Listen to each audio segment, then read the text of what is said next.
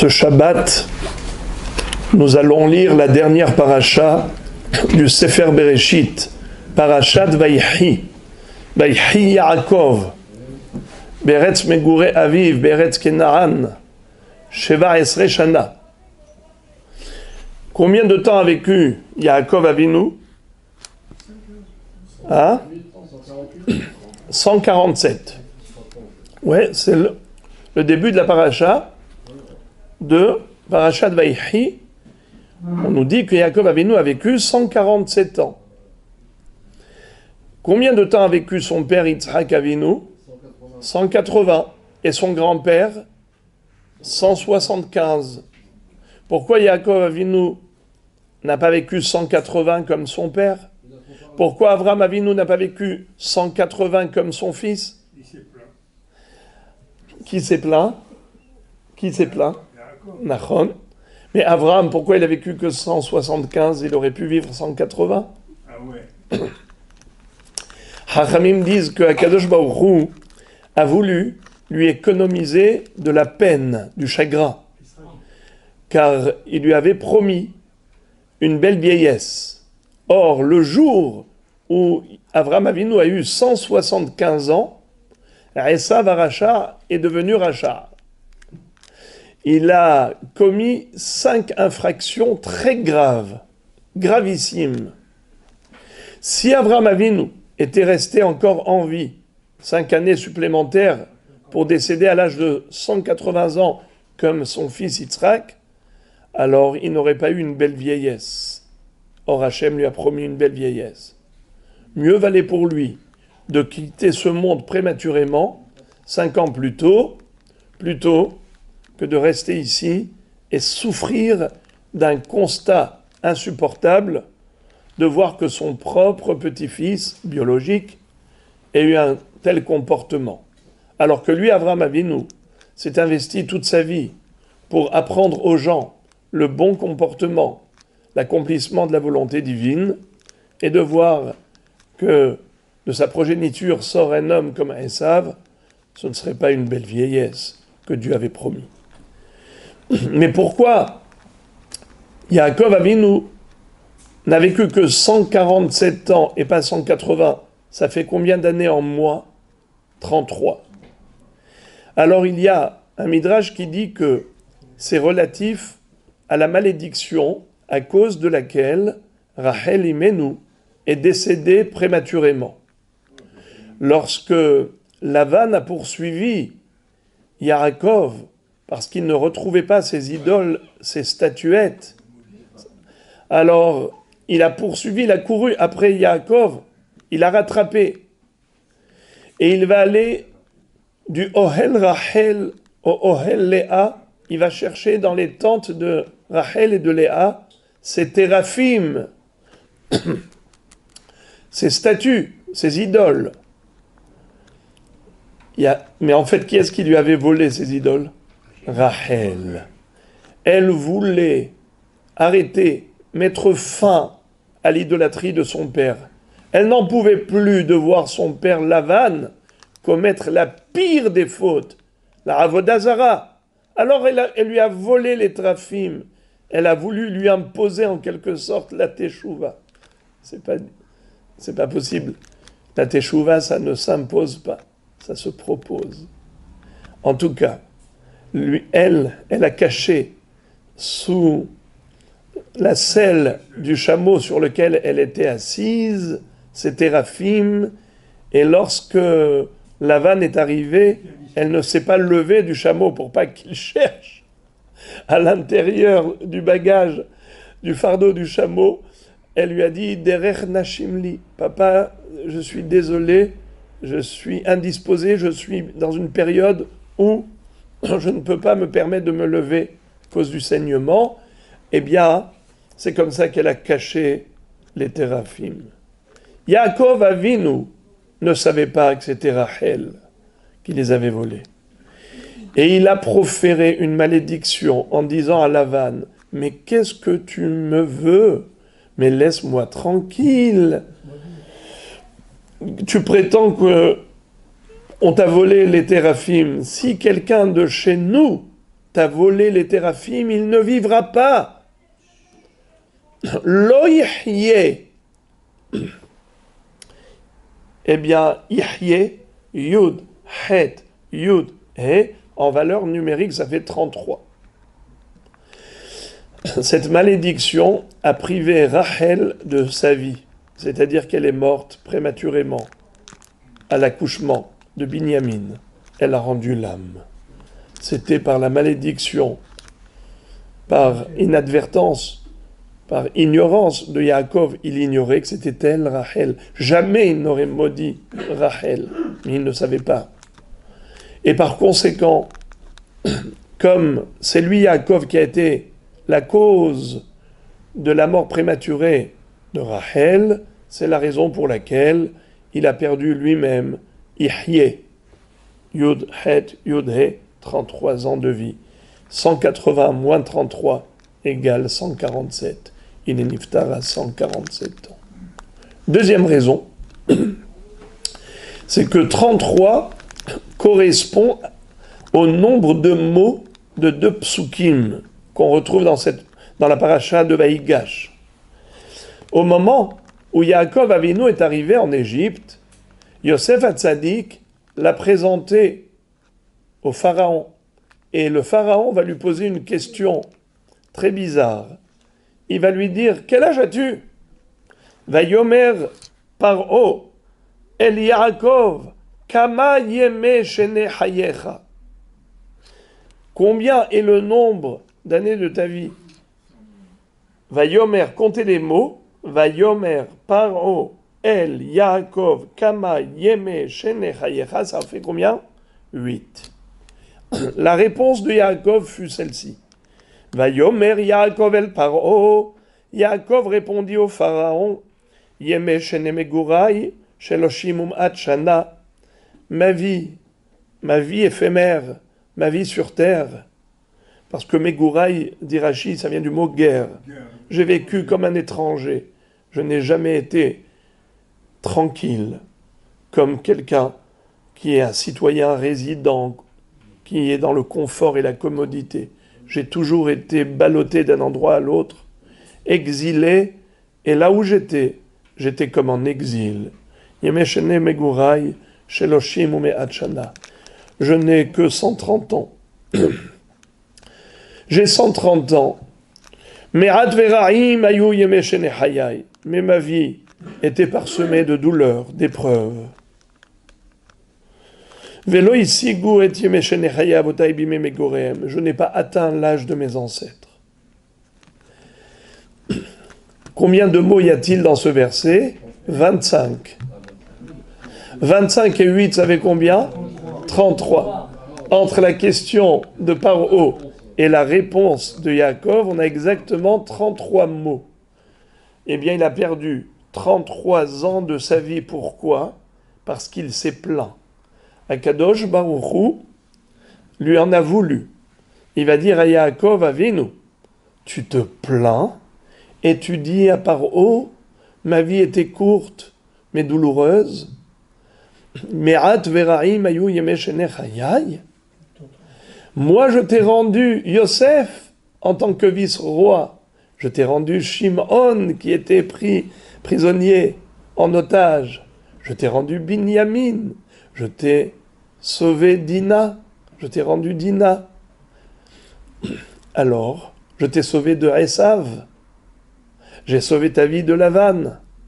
Vous savez que Akshbaru est apparu dans le rêve de Lavan pour le menacer, lui dire « Gare à toi, si tu oses toucher à Yaakov comme tu le souhaites. » Et tu te plains, tu te lamentes. Eh bien, tu vas le payer très cher. Pour chaque mot, tu auras 1 année de moins de vie. 33 mots, 33 ans de vie en moins. Il est niftar à 147 ans. Bon, Rabbi Rabotai, la question que pose le Raphaïm Shmolevitz Zatzal, c'est qu'il dit, mais comment se fait-il que Yaakov ait payé si cher? Il a payé de sa vie pour la question de Paro.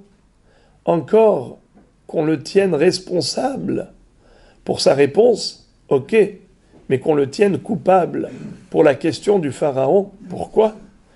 Sur les 33 mots, il y a 8 mots qui correspondent à la question du pharaon. C'est pas Yaakov qui a parlé. Pourquoi il doit payer pour Paro ? C'est trop cher payé. Alors les amis, le Da'at Zekenim Baalei HaTosfot nous disent que si le pharaon lui a posé une telle question, quel âge as-tu ? C'est une question indiscrète à la limite. C'est comme si je disais à quelqu'un qui est bien portant, combien tu pèses ? C'est gênant, non ? C'est des questions qui ne sont pas à droite, c'est pas poli. Alors, il y a des questions qui fâchent. Alors, pourquoi il lui pose la question ? Quel âge as-tu ? En fait, c'est que Yaakov paraissait extrêmement vieux. Il était marqué par des signes de vieillesse qui, en fait, laissaient croire qu'il était peut-être âgé de 2 ou 3 siècles. Quel âge as-tu ? Mais quel âge as-tu ? Il a dit non, je ne suis pas si âgé que vous le pensez. Me'at veraim hayu yemei hayai. Ma vie est beaucoup plus courte que ce que vous imaginez. Simplement, je parais vieux, car ma vie a été douloureuse. Me'at veraim hayu yemei hayai. Ma vie était courte, mais pleine de tristesse et de détresse. Ma triste vie m'a marqué de signes de vieillesse. Akadosh Baruch Hu va reprocher à Yaakov Avinu non seulement sa réponse, qui était une expression de chagrin, de lamentation, de plainte, mais même le fait qu'il paraissait vieux de manière excessive, à tel point que ça a suscité le questionnement du pharaon, que Paro lui pose la question en disant « Mais quel âge as-tu » Ça veut dire qu'il paraissait très vieux, ça veut dire qu'il a été marqué par les événements. Et alors, Akshbochou lui dit « Tu n'aurais pas dû être marqué par les événements douloureux de ta vie. » Pourquoi ? Parce que si tu acceptais tout ce qui t'arrivait en disant « Gamzul et Tova », eh bien, tu aurais été serein. Tu n'aurais jamais pris à cœur ces douleurs, eh bien, tu ne paraîtrais pas si vieux. Si, l'expression de visage laissait transparaître une anxiété, quelqu'un d'angoissé, ridé, marqué par la vieillesse prématurée. Akadosh Baruch Hu dit à Yaakov, ça veut dire que tu n'as pas accepté de bon gré ce qui t'est arrivé. Tu n'étais pas joyeux, tu devais l'être. Mais comment joyeux ? Quelqu'un qui a perdu son fils pendant 22 ans, comment il peut être joyeux ? Sa fille Dina qui lui a été violée, comment il peut être joyeux ? Sa femme est décédée prématurément. Binyamin, et voilà toute cette tension, Esav qui veut le tuer, Lavan qui veut le tuer. Comment peut-on être joyeux ? Ça, c'est une première question. Deuxième question, qui est encore plus forte. Ok, d'accord, il n'était pas joyeux, mais de là à lui retirer 33 ans de vie, ça paraît trop cher payé. C'est-à-dire que, ok, faut pas se plaindre, d'accord, mais quelqu'un qui se plaint, il paye de sa vie. C'est un parcours qui était dur. Alors, comment est-ce qu'on peut comprendre cela ? Pour les 33 mots qui correspondent à la question du pharaon et à la réponse de Yaakov Avinu, il paye pour chaque mot d'une année de vie. Mais c'est énorme. Pourquoi est-ce qu'il doit perdre la vie parce qu'il s'est plaint ? Le Rav Chaim Shmulevitz Zatzal explique quelque chose de très beau. Il dit, en fait, pourquoi il ne faut pas se plaindre ? Et pourquoi on doit être heureux ? Et pourquoi on doit être toujours joyeux ? Et encore plus joyeux ? Et très très très heureux à chaque seconde de notre existence ? Parce qu'on est en vie. Et alors, il y a un pasouk dans Megillat Echa. Ma'it onen adam hay gever al hata'av.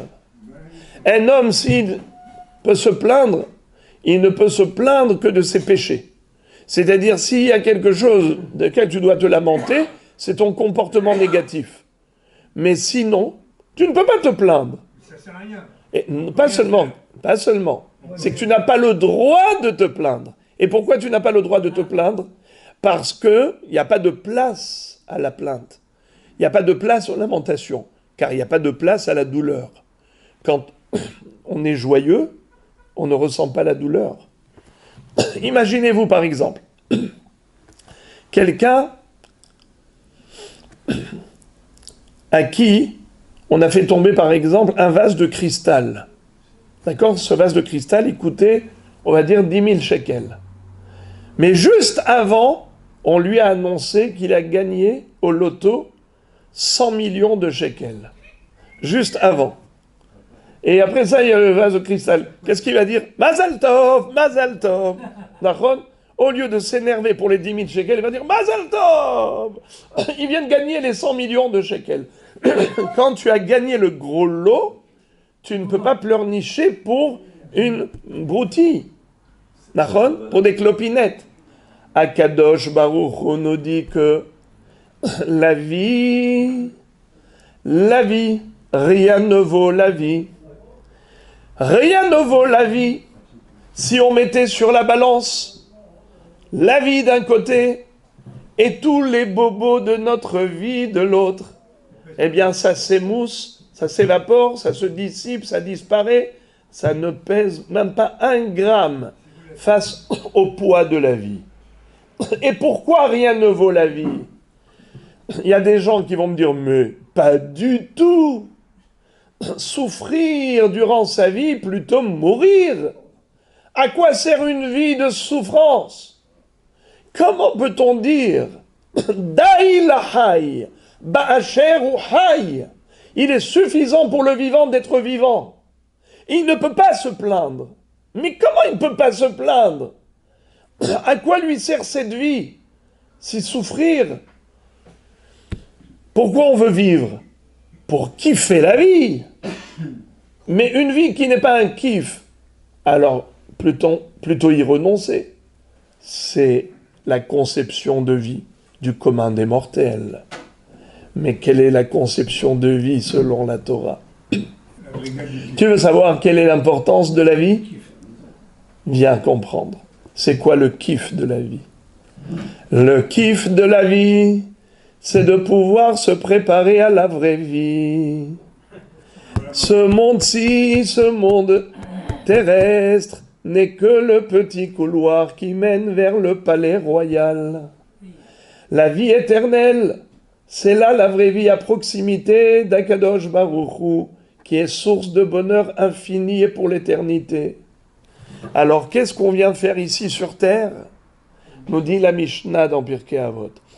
Ha'olam hazeh dome li prosdor, ve'ha'olam haba dome li treklin. Hatken atzmecha bi prosdor, kedei shetikanes li treklin. Ce monde-ci ressemble à l'antichambre, la salle d'attente, où on est là pour ensuite obtenir audience auprès de Sa Majesté le roi. Le sas. Dans le sas, tu es là pour te préparer. Essaye de te mettre sur tes 31, parce que bientôt tu as rendez-vous avec le roi des rois. Alors, dans ce cas-là, on a compris aussi l'autre Mishnah qui nous dit Yafa sha'achat shel korat ruach ba'olam haba mikol haya olam hazeh ve'yafa sha'achat shel tshuva u'ma'asim tovim ba'olam hazeh mikol haya olam haba. Une fraction de seconde du bonheur du olam haba, c'est encore plus important que 6 millénaires de jouissance de tous les hommes réunis. Tous les billions de personnes qu'il y a eu sur Terre, si on pouvait réunir et rassembler toutes les jouissances et tous les kiffs et tous les bonheurs qu'ils ont eus, tout ça réuni et concentré, ça ne vaut rien à côté d'une fraction de seconde de l'intensité de plaisir du Olam Haba, du monde du au-delà. Ok, mais la Mishnah n'a pas fini. Et elle dit, Veyafa sha'achat shel teshuva ma'asim tovim ba'olam hazeh mikol chayei ha'olam haba.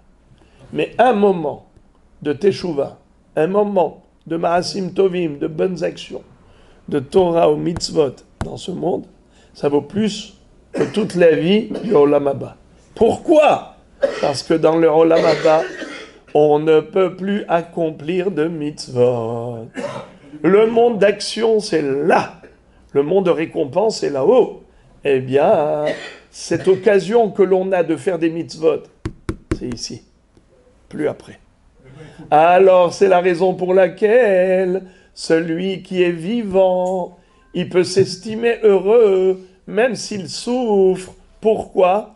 Parce qu'au regard de l'éternité, en effet, cette vie-là te donne l'occasion de mériter des srouillottes d'une valeur incommensurable, d'une valeur infinie. Alors voilà pourquoi tu ne peux pas te plaindre. Pourquoi tu ne peux pas te plaindre malgré tous les bobos? C'est parce que tu es en vie. Et alors qu'est-ce qu'il y a si tu es vivant? Tu peux faire des mitzvot. Et alors qu'est-ce qu'il y a si tu fais des mitzvot? Eh bien avec ces mitzvot-là, tu obtiens la vraie vie, la vie éternelle. Donc si Yaakov Avinu s'est plaint, c'est qu'il n'a pas su apprécier le mérite de la vie qui donne droit à l'éternité grâce aux mitzvot, alors que je me dis, tu te plains alors que tu as la vie, je te retire la vie. Car la vie, c'est une carte de crédit pour accomplir des mitzvot. Attention les amis, j'ai parlé de Yaakov Avinu. Mais Yaakov Avinu, quand on dit qu'il s'est plaint, quand on dit que il a pris à cœur les événements douloureux et il a été marqué de signes de vieillesse, on est en train de parler de l'homme le plus parfait du monde. Je pèse mes mots. Hachamim nous disent que la beauté de Yaakov Avinu était égale à celle de Adam Arishon, c'est-à-dire quoi? Qu'il était aussi beau que Adam Arishon. Adam Arishon a été le seul être créé par Dieu lui-même, c'est-à-dire son corps a été façonné par Hachem. Nous autres, nous sommes que Béné Adam, descendants de Adam. Et Adam, c'était la création divine en direct. Donc c'était la perfection absolue. Il a fauté, il a perdu de sa valeur spirituelle. Yaakov Avinu, vous savez jusqu'où il est monté? Le portrait de Yaakov Avinu est gravé dans le char divin. Dans le trône d'Akadosh Baruch Hu, le trône céleste. Ça veut dire que Yaakov Avinu a atteint le niveau de Adam Arishon avant la faute. Naase Adam ne'emar ba'avurecha. Quand Akadosh Baruch Hu il a dit, on va créer l'homme, c'est qui l'homme le plus parfait? C'est Yaakov Avinu. Donc c'est vrai que j'ai dit que Yaakov Avinu, Akadosh Baruch Hu lui en a voulu pour les quelques mots. Mais c'est justement, comme il était le tzaddik le plus parfait, Akadosh Baruch Hu ne lui pardonne rien. Vous le savez que Dieu tient rigueur aux tzaddikim, afin que leur neshama arrive dans la perfection. Dans l'autre monde, il les fait payer très cher ici même, dans ce monde ici-bas.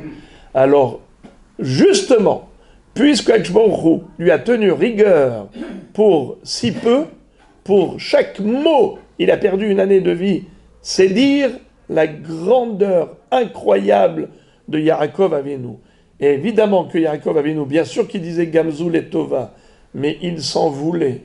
Parce qu'il disait, si je souffre, c'est que j'ai certainement mal agi, j'ai certainement fauté. Et d'ailleurs, c'est pour ça qu'il a eu peur de Esav. Hachamim disent, comment il a eu peur de Esav?